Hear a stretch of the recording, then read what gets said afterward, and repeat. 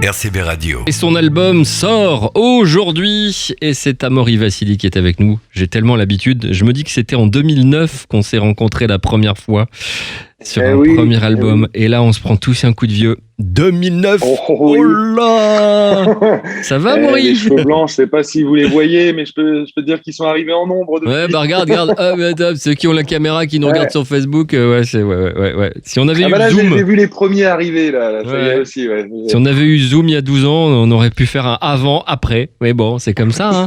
Il y a tellement de belles choses. Alors, un nouvel album qui s'appelle Crescendo, qui est un album fait dans un esprit symphonique avec, toi, quand tu fais dans la mesure, tu fais aussi dans la démesure, 40 musiciens quand même.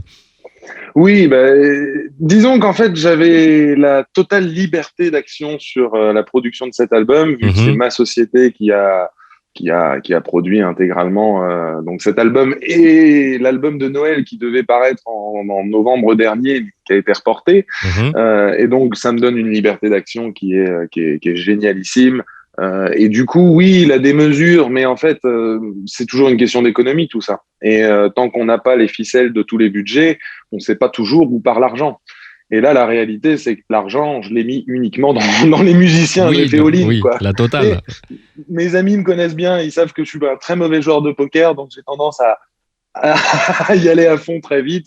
Ça porte pas toujours ses fruits, mais en musique, je pense que ça peut les porter parce qu'il y a du cœur et cet album, c'est aussi l'album du retour aux sources, quoi. Oui, c'est ça, c'est ce que j'allais dire, avec un album que j'ai adoré. Franchement, je me suis fait le plaisir d'écouter en découvrant des duos avec Chimène Badi, avec Victoria Sio, qui était notre invité il y a pas longtemps, Davide Esposito. Alors, ce titre Nord a une histoire, celui-là.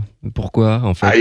Il a une histoire folle, parce qu'en fait, Davide, ça fait donc plus de 10 ans que je travaille avec lui et il m'a envoyé de très nombreuses chansons que j'ai écoutées, que j'ai adorées, parce que j'ai toujours du mal à choisir, parce que je suis vraiment, je pense, fan des mélodies de cet artiste.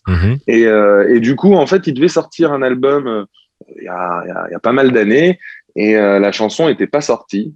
Et en fait, c'est en fouillant dans ma boîte mail que j'ai retrouvé cette chanson de 2012, qui était déjà enregistrée. Alors, elle n'était pas du tout symphonique, hein, on était plus dans quelque chose de grande variété.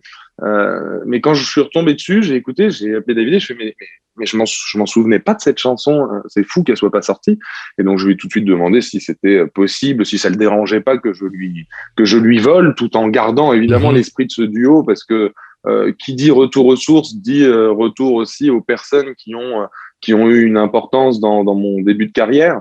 Et David en est évidemment un des grands acteurs, aux côtés de Dominique Spagnolo, qui a été mon binôme sur la production de cet album, où finalement il a été l'orchestrateur, réalisateur, arrangeur de tous les titres de l'album.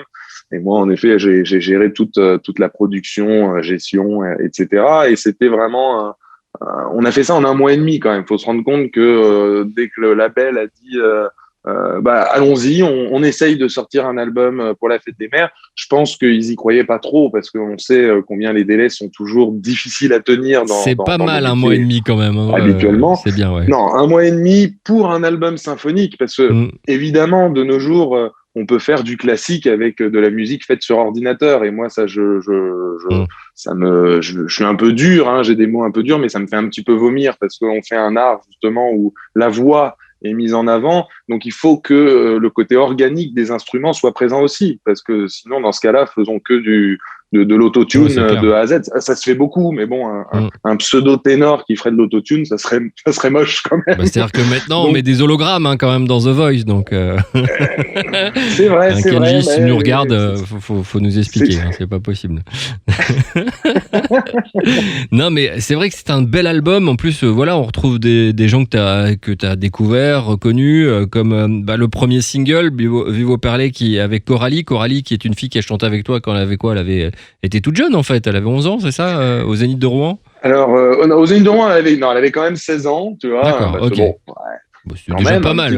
Mais tu la connais depuis longtemps parce qu'il y a une histoire en plus. Très longtemps. Avec sa grand-mère, tu as travaillé avec elle. Enfin, c'est Exactement. C'est elle qui m'a validé ma première intermittence du spectacle parce que j'étais dans sa troupe de spectacle qui s'appelait Normandie en fête. Et donc, on allait à droite à gauche en Normandie. On faisait des spectacles pour les aînés, pour les collectivités, tout type, grande variété française. Et donc, c'était un peu grâce à elle que je suis devenu professionnel. Et finalement, le hasard a fait que je les ai retrouvés lors d'un concours. Mais par hasard, elle avait en fait mis sa vidéo et je l'avais pas revue, moi, depuis 10 ans. Donc, en fait, c'était la fille d'un ami aussi, parce que forcément, une chose en entraînant une autre, j'étais pote avec les fistons de la dame qui m'employait. Et puis, c'était sa toute petite, là, qui avait 4 ans à l'époque. Et de la revoir, 10-12 ans plus tard, c'était assez surprenant parce que je l'ai pas reconnu. Le prénom, Coralie, bon, oui, voilà. Hein. Et finalement, quand j'ai entendu sa voix et quand j'ai vu son nom après, je me suis dit, attends, cette petite, je la connais. Et puis, voilà, après, j'ai recontacté et j'ai su. Et là, en fait, c'était la continuité logique pour Vivo Perley parce que moi, j'ai eu la chance de l'interpréter avec Annette Ségara au Zénith de Rouen. Grâce à un casting un peu du même acabit. Et donc, il y avait cette volonté de prolonger un peu le plaisir. Tu as fait la boucle, en fait. T'as fait la boucle, en fait. Exactement. Et puis, c'est une utilisatrice de TikTok hors pair. Elle a plus de 150 000 abonnés. Ce que je veux dire, c'est que c'est bien. Elle s'inscrit aussi dans cette nouvelle mouvance que j'ai du mal à suivre personnellement, qui est difficile pour moi. Je te cache pas que moi aussi, mais bon, je me dis que ça fait du bien à Bonnet M quand même, parce que Bonnet M réussit à vendre des disques grâce à TikTok, ce qui est complètement dingue. 40 ans plus tard. Il y a une chanson, c'est une chanson que Céline Dion chantait et dans l'album. The Prayer, mais pourtant t'as pas demandé à Victoria Sio de le faire puisque Victoria Sio est la voix chantée du film Aline, elle fait la voix de Céline Dion. C'est Chimène Badi qui fait le titre parce que tu voulais une petite particularité. C'est vrai que la voix de Chimène est vraiment assez particulière, elle arrive à réinterpréter les choses et c'était important de pas faire une copie en fait, c'est ça hein. Exactement. Il y avait Bocelli, Céline Dion. Bon, voilà, là, on tape. Ouais, on est dans on est haut là. Ouais, on est méga high level. Et du coup, moi, j'ai aucune. Je chante toujours avec mon cœur et quand je pense à faire des reprises, je pense pas juste à refaire la chanson d'un tel. Je cherche à la réinterpréter, à essayer de lui apporter ce que j'aime et ce que je suis et ce que je pensais là dans cette idée-là. Et The Prayer, c'est une chanson qui monte très très haut, mais qui est chantée assez droite et assez solennellement par Céline Dion. Et là, j'avais envie de couleur, j'avais envie d'un grain, quelque chose qui détonne, parce qu'en effet, moi, ma voix n'est pas celle d'Andrea Bocelli, mais évidemment dans le registre on s'en rapproche fatalement, voilà.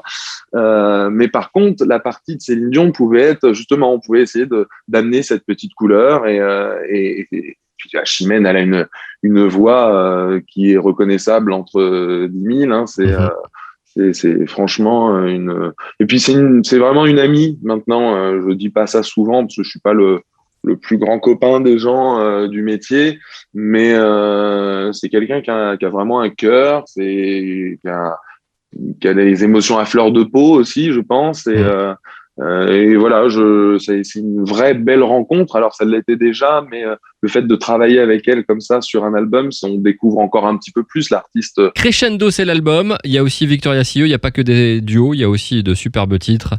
40 musiciens, esprit symphonique, ça sort là et je vous le conseille pour la fête des mères. Merci beaucoup Amaury Vassili. Merci à toi Fred. RCB Radio à Toulon sur 96.2.